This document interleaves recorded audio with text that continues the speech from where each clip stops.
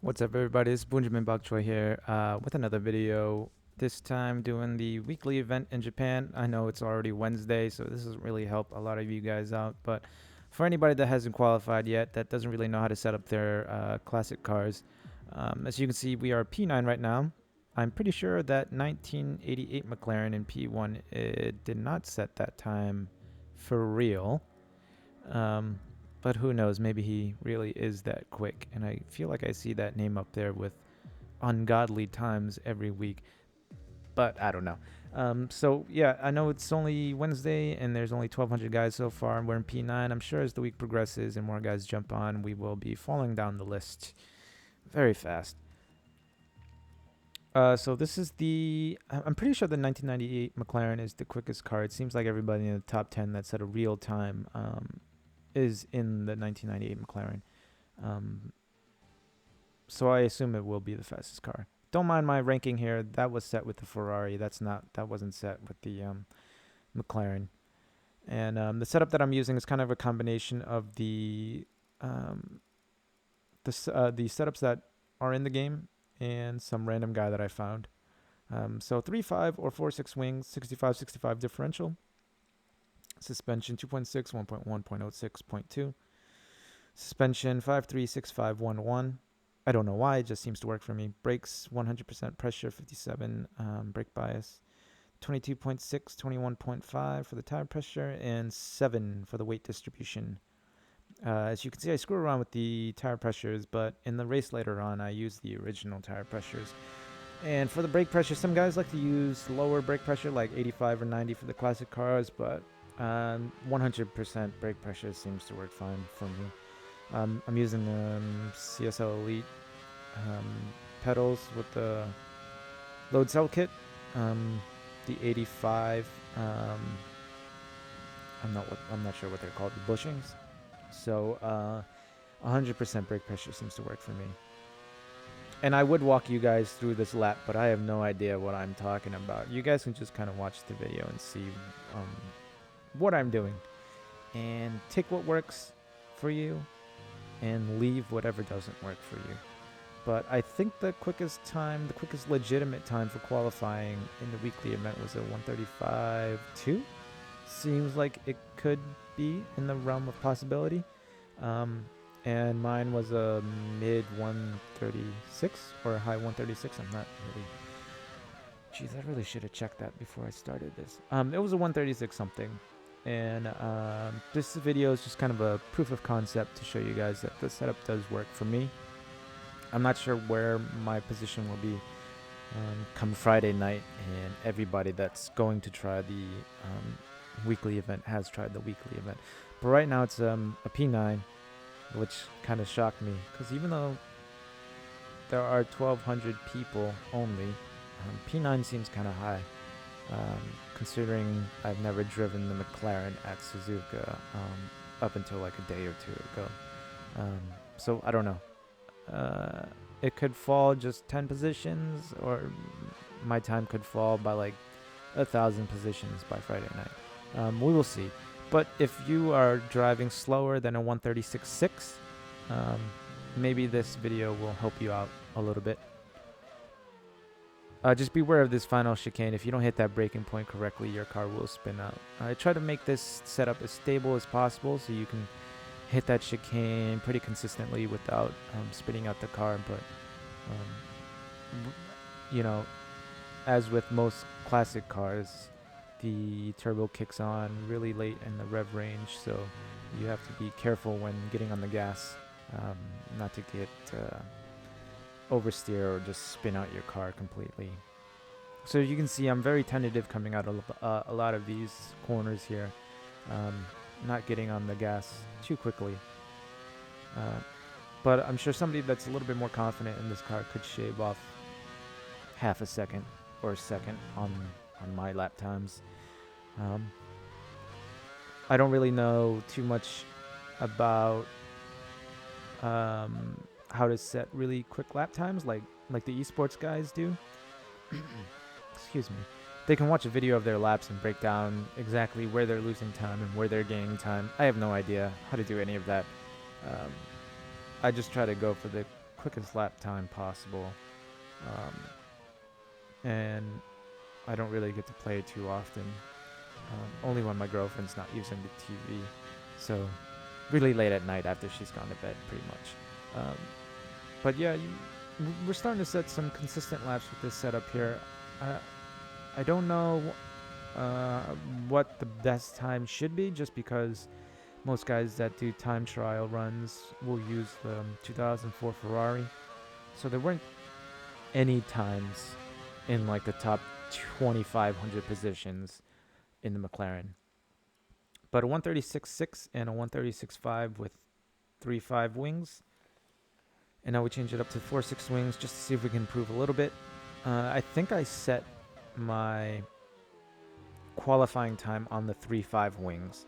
So I'm sure if I had practiced a little bit more, I probably could have gotten a little bit quicker lap time with the 4.6 wings.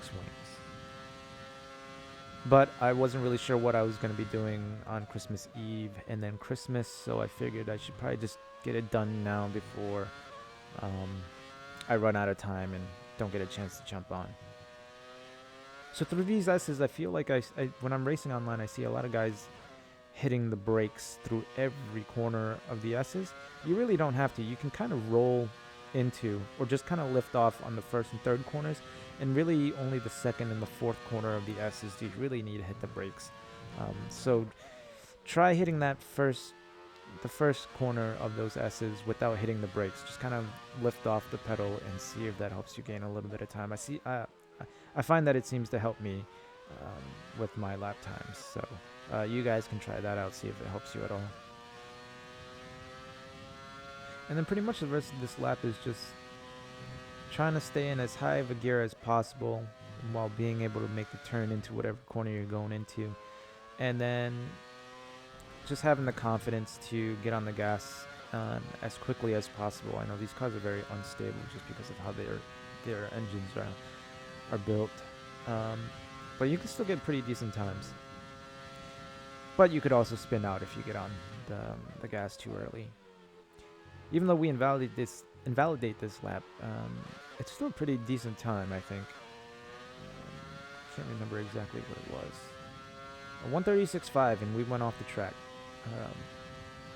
So I think this final lap will be our quickest lap. So if you want to see what a decent lap looks like, this will be the one to pay attention to. And again, depending on your driving style, you might be quicker on the 4.6 wings, or you might be quicker on the 3.5 wings. I feel like if I drove a really solid lap, the 3.5 wings, I could get a really good lap time. But throughout the course of a race, I think I'm more comfortable with the 4.6 wings for obvious reasons. More stable around the corners, better traction.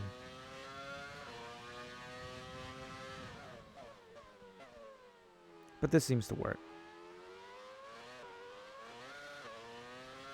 I apologize, I'm not really giving you guys too much advice here. I don't really know what I'm talking about, but I mean, the setup seems to work at least. You probably could have just watched the first 30 seconds of this video and gotten the same amount of information as you would if you watched the whole thing. But again, this is just a proof of concept video, just to show you that the setup is okay. You can set decent times with this, and you can set pretty consistent times with this as well.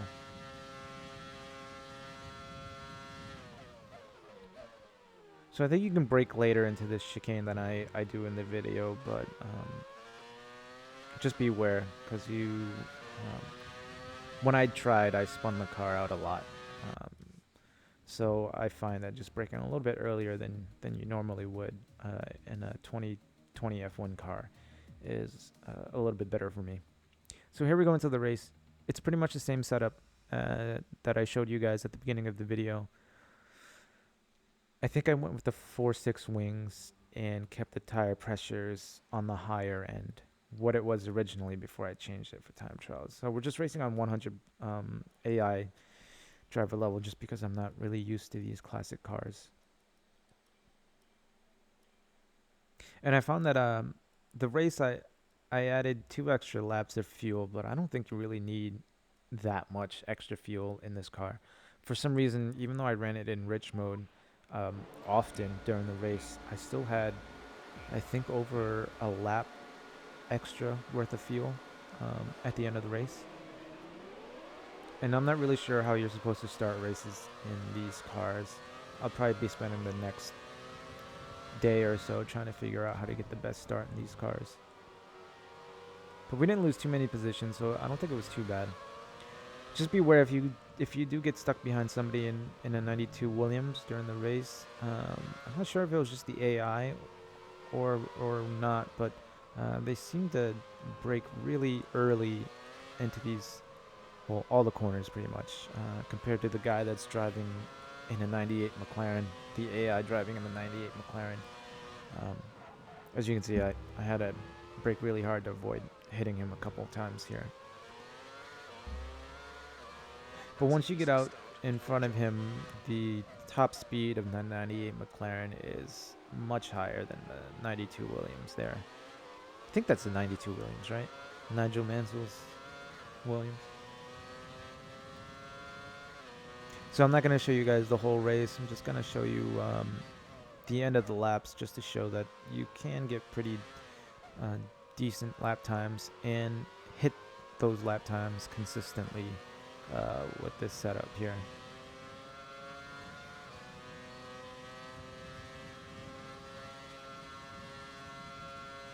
Obviously this first lap's going to be slow just because it's the first lap.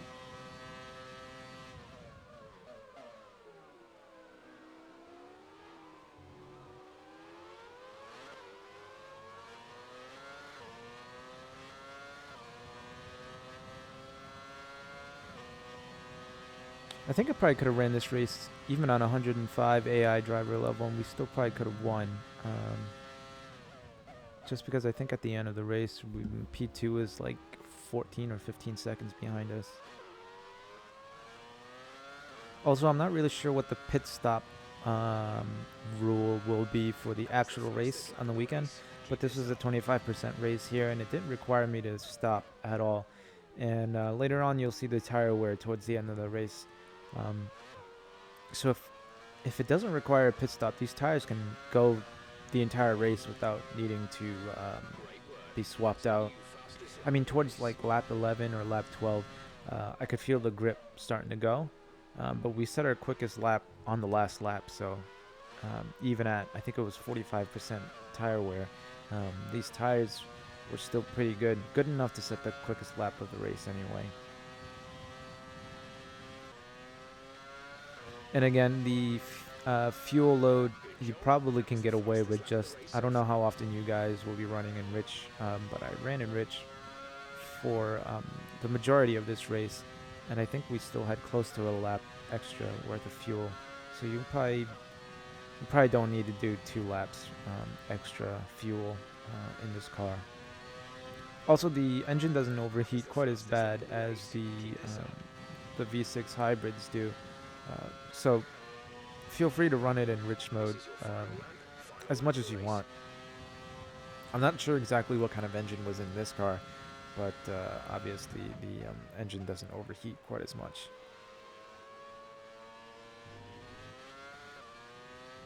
So yeah, you can see pretty much, other than like 2 or 3 laps where I was kind of playing with the fuel just to see, just to kind of experiment with how much fuel I could get away with leaving out of the car in the actual race. Other than those 2 or 3 laps, we were setting fast lap after fast lap in this race, and this final lap will be the quickest lap. So if you want to see how to get decent consistent laps, just kind of watch this last one here. 137.7. I'm pretty sure that's still quicker than a lot of the qualifying laps in the weekly event. So I don't know if maybe those guys just had bad setups or if they just had bad qualifying. But this setup seems to work okay. And like I said, it's the same exact setup that I used in qualifying and in the time trials laps before this race. And it seems to work fine. The tire wear is only at not even at 50% after 13 laps, and I was running it in rich a lot during this race. So if you don't need to stop to pit for new tires, then you probably don't have to. You can get away with doing a no stop. And there you go. Fastest lap at the end of the race, first place. I think this setup will work for a lot of you guys, especially if you're. I mean, if your lap times are, if you're a decent driver and your lap times are like 138 or slower, at the very least, throw on this setup and see how it works for you. It's very stable. If you want to, you can play around with the wings or with the weight distribution, but this seems like a very stable setup, and I think it'll work for a lot of you guys. But that's it. Thank you guys for tuning in and watching this video. Hopefully it gets out to you before you guys do your qualifying runs this week, or at the very least before you guys start your races on the weekend. Enjoy your holiday. Have a good weekend. Hopefully I'll see some of you guys in some of the races, and stay tuned for some more videos. Thank you guys.